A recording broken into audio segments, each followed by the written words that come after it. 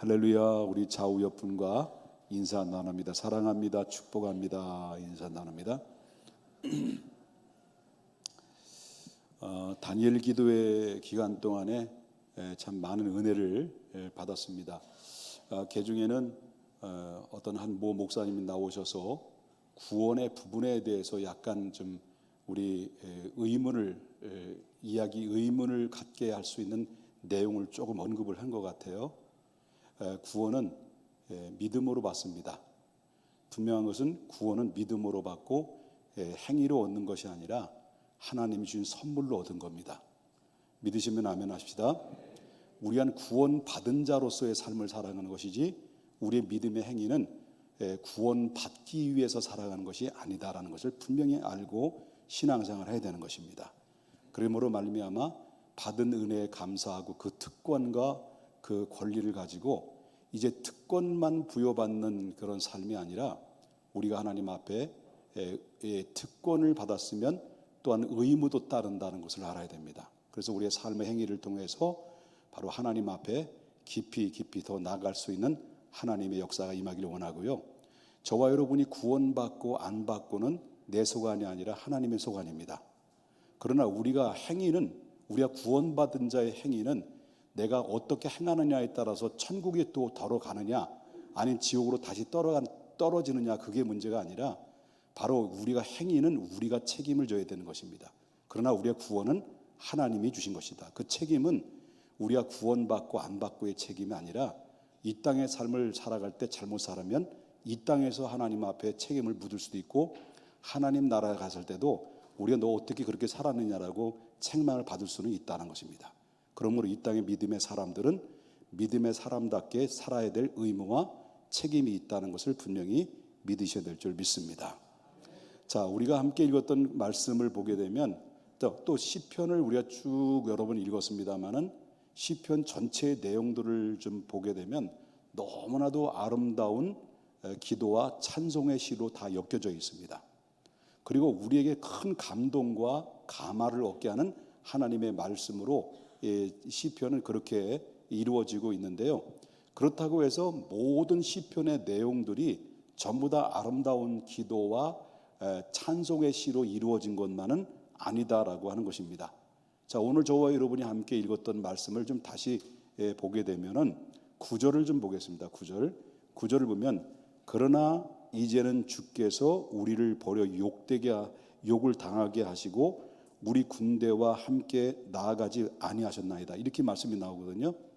이 말씀이 무슨 말입니까? 하나님께서 당신의 백성들을 버리시고 그래 욕을 당하게 하셨다라는 거죠. 우리 스스로 버림당하고 욕을 당한 게 아니라 누가 했다라는 거예요? 하나님께서 당신의 백성들을 버리셨고 욕을 당하도록 하셨다라는 겁니다. 근데 또 특별히 나온 것은 전쟁에 나갈 때 과거에는 전쟁은 여호와께 속한 것이라고 말씀하셨는데도 불구하고 전쟁에 우리 나갔을 때 그 나갈 때 하나님께서는 그들과 함께 전쟁에 나가지 아니하셨다라는 것입니다. 그냥 그들 단독으로 나갈 수 있도록 그냥 내팽개쳤지 하나님은 전쟁 때 함께 나가지 아니하셨다라고 이렇게 이야기를 합니다. 이것을 다 누가 했다라는 것이죠? 바로 주께서 했다라는 거예요. 그들의 이야기는 그렇다는 겁니다. 자, 그러면 44장 10절을 보게 되면 또 뭐라고 말하냐면 뭐가 나옵니까? 주께서 우리를 대적들에게서 돌아서게 하시니 우리를 미워하는 자가 자기를 위하여 탈취하였나이다. 이런 말씀. 이게 무슨 말입니까? 주님께서 그들의 백성들을 전쟁에 나아가는데 주님께서 함께하지 않았다는 거예요. 하나님이 함께하시지 않았다는 겁니다. 그래서 혼자 가도록 내버려뒀다. 결국에는 혼자 가도록 전쟁터에 내버려 두다 보니까 대적자들에게 바로 그들은 완전히 패하게 되고 그들의 등을 돌리면서 완전히 다시 말해 도망을 치고 말았다라고 이렇게 이야기를 하고 있습니다.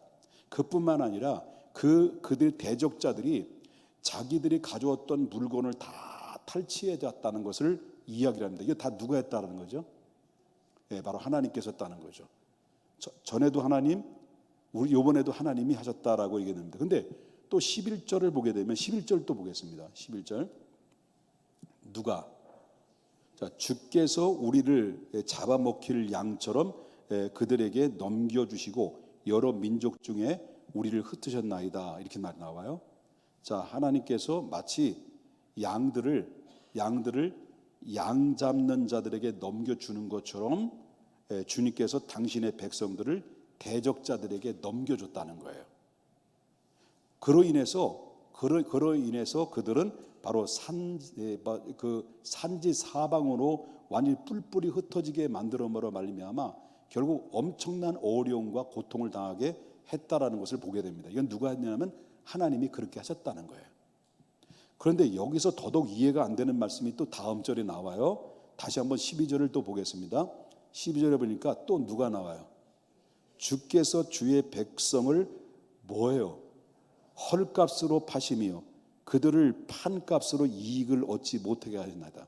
이게 무슨 말이냐면 주인이 양을 내다 팔되 좀 비싸게 좀 팔아서 이문을 좀 남게 했어야 되는데도 불구하고 완전히 이문을 남지 않도록 헐값으로 다 넘겨버렸다는 거죠. 그래서 주인에게는 아무런 그런 이익을 얻지 못하게 하셨다라고 그렇게 하셨다. 누가 하셨냐? 하나님이 그렇게 하셨다라는 거죠.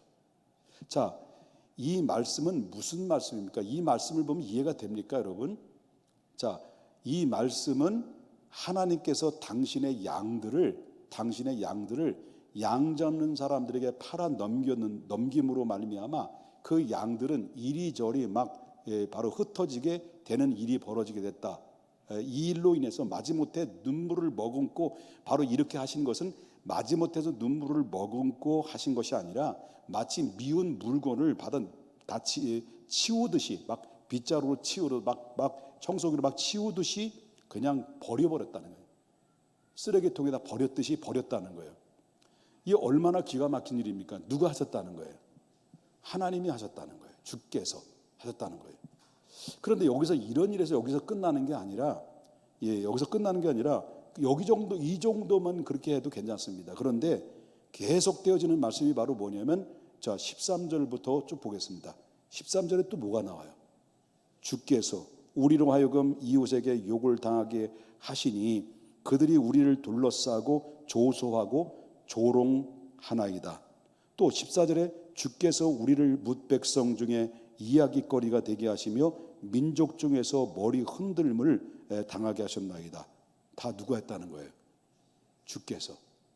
자 15절에 보니까 나의 능력이 종일 내 앞에 있으며 수치가 내 얼굴을 덮었으며 16절에 보니까 나를 비방하고 욕하는 소리 때문이요 나의 원수와 나의 복수자 때문이다라고 이렇게 시편 기자는 언급을 하고 있습니다. 자, 이 말씀을 쭉 들어보면은 여러분 제가 설명을 드렸잖아요. 이 말씀을 듣고 나서 여러분 하나님에 대해서 어떤 마음이 듭니까? 여기서 나온 복음성가 있죠. 너무합니다. 주님은 너무합니다. 이 말씀이 떠오르죠. 너무하신 것 같다라는 거죠. 자, 우리가 세상에 살다 보면 정말 견디기 어려운 일들을 당할까 안 당할까요? 여러분 안 당해보셨어요? 너무나도 행복하시군요. 우리가 이 세상을 살다 보면 너무 견디기 어려운 일들을 우리가 항상 당하는 건 아니지만은 내 능력 밖에 내 힘으로 어찌할 수 없고 내 능력으로 어찌할 수 없고 내 수단으로 어찌할 수 없는 이 불가항력적인 문제들을 언제든지 우리가 당하는 환경에 놓일 수 있습니다. 즉 사각지대에 놓일 수 있다는 것을 우리가 보게 됩니다. 그러나 정말 그것도 힘든데 이렇게 어려운 고난을 당하고 어려운 시련을 만나고 예상치 못한 그런 고난과 역경 속에서 나약하게 젖어 있는 그때에 더 힘들게 하는 게 뭘까요? 바로 그 주변 사람들이죠. 그 주변 사람들로부터 나오는 이 바로 무엇일까요? 조롱과 비웃음입니다. 바로 봐라. 네가 왜 이런 일을 당한 줄 아냐?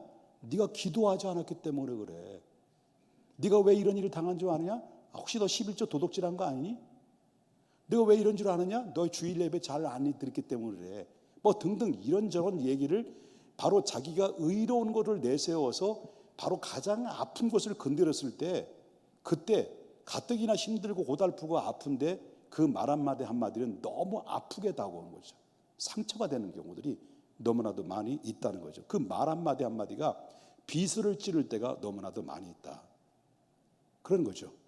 그러니까 지금 주님의 백성들이 이런 지경에 처해 있다라는 것을 지금 시편 기자는 이야기를 하고 있는데, 그로 인해서 바로 뭐냐면 지금 어떤 내용입니까? 이 내용은 전체 내용을 뉘앙스를 보게 되면 하나님을 향한 원망과 불평이 이 내용 속에 다 배어 있는 것을, 녹아져 있는 것을 우리가 엿볼 수가 있다라고 하는 거죠.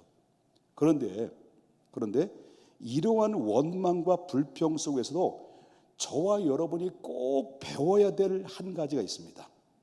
그것이 바로 뭐냐면 그것은 하나님의 백성들에게는 주변에서 벌어지고 있는 이 엄청난 일들 속에는 바로 하나님의 이 주권적인 뜻에 의해서 되어지고 있다는 것을 인정하는 것이 중요하다는 거예요.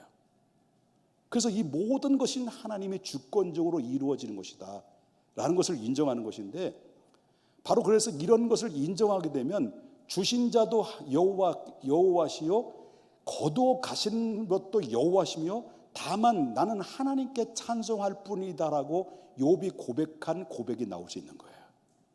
그러면 그 이후에 나오는 것이 바로 뭡니까?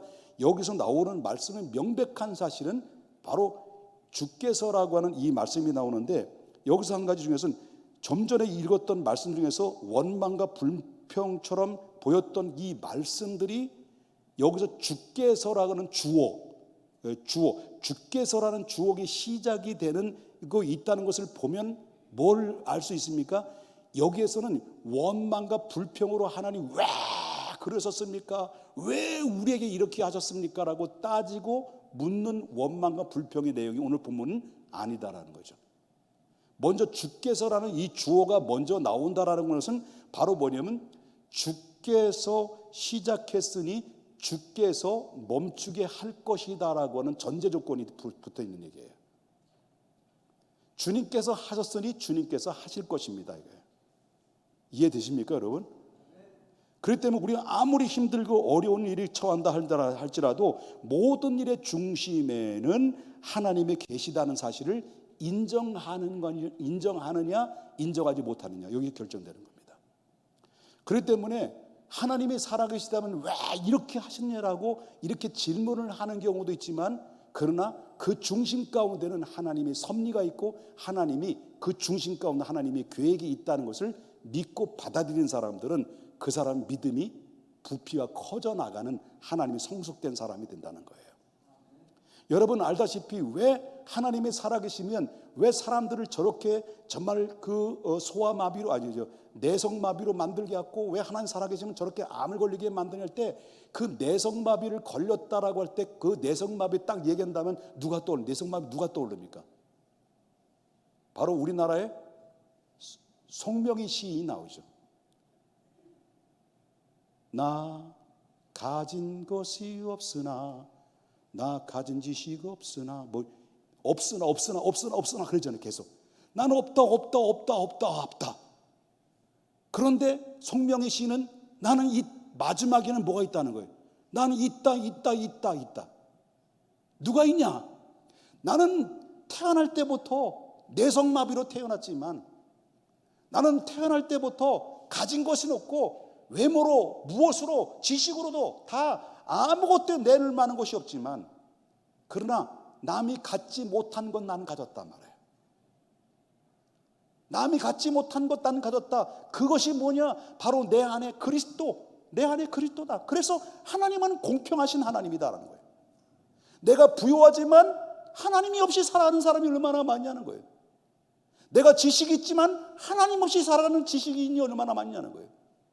내가 건강하지만 정신적인 고통 속에 그 트라우마에서 벗어나지 못하고 바로 이겨내지 못해서 결국 스스로 목숨을 끊는 건강하지 못한 사람들이 얼마나 많냐는 거예요. 모든 것이 외모로 판단하는 것이 아니다는 거예요. 공평하신 하나님, 내 안에 난 다 없지만 나에게 있는 것이 있으니 곧 그분이 누구냐? 예수 그리스도라고 하는 거예요. 여러분, 그렇기 때문에 이 사실을 분명히 알고 인정하기만 한다고 한다면 주님께서는 여러분들의 모든 일들에 대해서 반드시 책임져 주신다는 것을 믿으셔야 될 줄 믿는 거예요. 여러분, 저도 문자를 좀 한번 좀 써야 되는 이 결자 해지라는 것이 있죠. 그것이 바로 뭐냐면 문제를 만든 사람이 그 문제를 해결해야 된다, 그런 얘기예요. 하물며 하나님께서 어떻게 하시겠냐는 거죠. 주님께서 하신 일에 대해서는 누가 책임져 주실 것이냐? 주님께서 책임져 주시지 않겠느냐라고 하는 얘기예요. 주님께서 하신 모든 일에 대해서는 반드시 주님이 책임져 주신다. 주님께서 시작하신 모든 일에 반드시 시작했으면 멈추게 하신다. 하나님이 약속하셨으면 그 약속을 결국 성취하신다. 구약에서 하나님이 선포됐던 말씀은 단 한 말씀이라도 0.001%라도 어김없이 다 실천하지 않은 것이 없이 다 100% 성취하신 사건이 구약에서 하나님이 입으로 토해내셨던 하나님의 말씀의 언약이 신약에 성취됐고 모든 것이 완벽하게 이루어졌다고 한다면 시작과 마지막에 역사하신 하나님, 바로 시작과 영원토록 존재하시는 하나님, 그 하나님은 지금 우리가 삶의 힘들 고달픈 내 삶의 환경 가운데 있다 할지라도 바로 이 또한 지나가게 하실 것인 것입니다. 저도 사실은 요즘 어려워요. 이제 교인들한테 어렵다 얘기를 안 하는, 내가 별로 안 하거든요. 근데 어렵더라고요. 이 부교육자 문제 때문에 참 어려워요. 그렇게 대한민국에 그 부교육자 신학생들이 그렇게 많다라는 부목사님들의 예비 부목사님들이 그렇게 많다고 하는데 이렇게 훌륭하고 좋은 교인들이 있는 곳에 지원을 안 하는 이런 그 예상치 못한 그런 일들이 계속 벌어지다 보니까 당황스럽고 마음이 심적으로 좀 어렵더라고요. 내가 부목사 할까? 그런 생각도 했습니다. 예. 근데 지나고 보니까 이제는 좀 마음 편해졌어요. 하나님이 그것 또한 하나님께서 섭리 가운데 이루어 주실 것이다. 저는 아직도 해결을 받지 못한 트라우마가 있습니다. 여러분 아무도 몰라요. 제 마음속에 있는 트라우마를 젊었을 때부터 간직하고 있었던 이 나의 가장 정말 드러낼 수 없는 이 트라우마는 어떻게 할 수가 없는 거예요. 계속 그걸 가지고 제가 여러분 40년 이상 하나님 앞에 기도했어요. 하나님, 이 문제에서 좀 벗어났으면 좋겠습니다. 제발 주님 도와주십시오. 그런데도 이 트라우마는 40년이 더 지났는데도 불구하고 여전히 점점 저에게 무게감을 갖게 만들죠. 그런데 이런 트라우마가 나를 무게감을 만들게 하지만, 나를 무게감을 통해서 나를 힘들게 만들지만은, 그런 내가 한 가지 하나님 앞에 늘 고백하고 힘들어도 또 넘어져도 또 고백되는 것은 그럼에도 불구하고 내 중심 가운데 주님이 함께 하시기에, 내가 지금 어렵고 부담스럽고 힘들어하는 이런 그럼에도 불구하고 지금까지 내가 지금 이렇게 달려온 것은, 그럼에도 이 약점에도 불구하고 그것을 약점을 강점으로 만들어줘서 나를 여기까지 세워주신 것은 하나님의 은혜입니다. 하나님이 하신 겁니다. 그러니까 지금도 버티고 견디고 지금도 서게 되는, 그런 하나님의 힘으로 서게 되는 결과가 됐다라고 믿고 있습니다. 사랑하는 여러분, 하나님께서는 우리를 어떻게 하시겠냐는 거죠. 주님께서 하신 일에 대해서는 주님이 책임져 주실 것이다. 주님께서 하신 모든 일에 대해서는 반드시 주님이 책임져 주신다. 주님께서 시작하신 일에는 반드시 주님은 멈추게 하실 것이다 라고 하는 것이죠. 그러므로 가장 중요한 것은, 가장 중요한 것은 가장 먼저 지금 우리에게 일어나는 모든 일들은 주님께서 하셨다라고 할 수 있는 고백이 필요한 것이다. 그러면 시편 기자의 고백처럼 결국 어떻습니까? 주님께서 시작하셨으니 주님께서 끝내주실 것이다.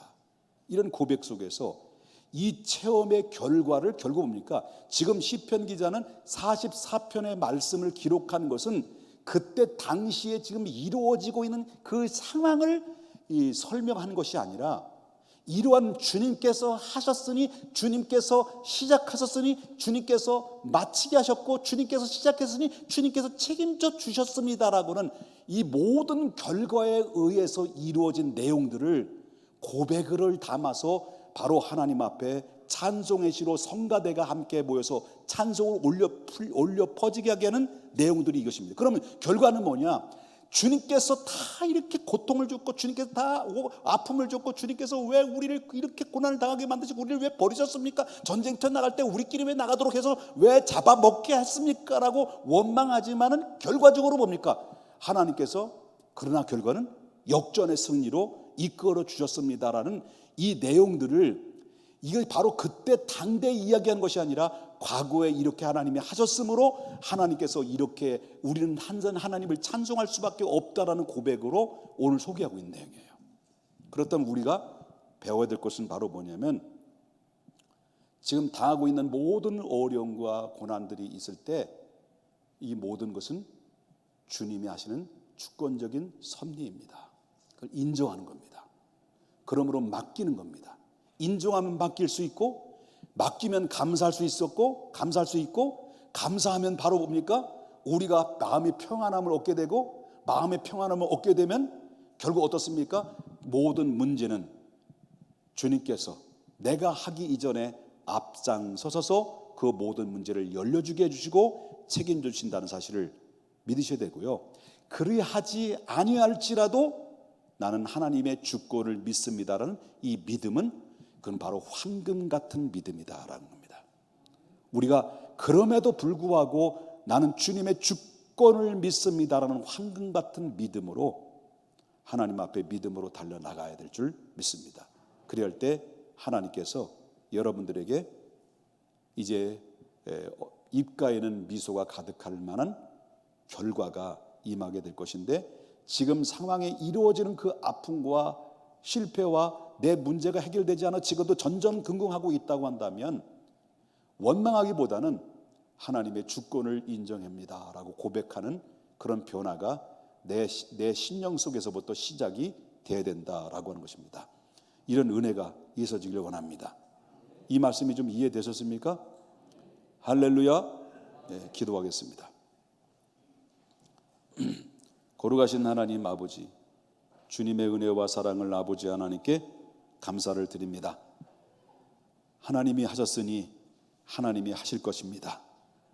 하나님의 주권을 저희는 믿습니다. 하나님, 우리가 지금 그리하지 아니할지라도 살아계신 전능하신 하나님을 믿습니다. 언젠가는 이 또한 지나가리라 믿습니다. 하나님, 우리와 함께 하셔서 감사합니다. 하나님, 영원토록 우리를 버리지 아니하시고 우리를 주님의 날개 아래 우리를 모아주시고 그리고 우리를 이끌으셔서 감사를 드립니다. 살아도 주를 위해서 죽어도 주를 위해서 살아가는 하나님의 백성들이 되게 하여 주시옵소서. 예수님의 거룩하신 이름으로 기도 올리옵나이다.